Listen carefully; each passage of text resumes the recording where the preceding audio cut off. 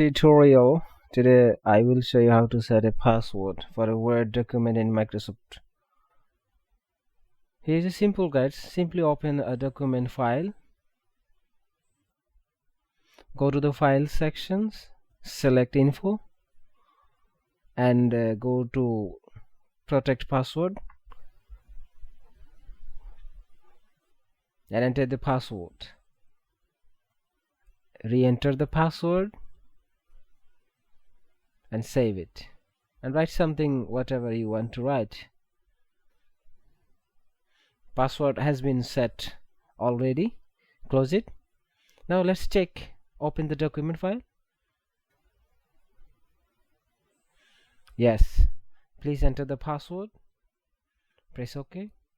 Yes, that's how you can set your document file, how to set a password in Microsoft document. Thank you.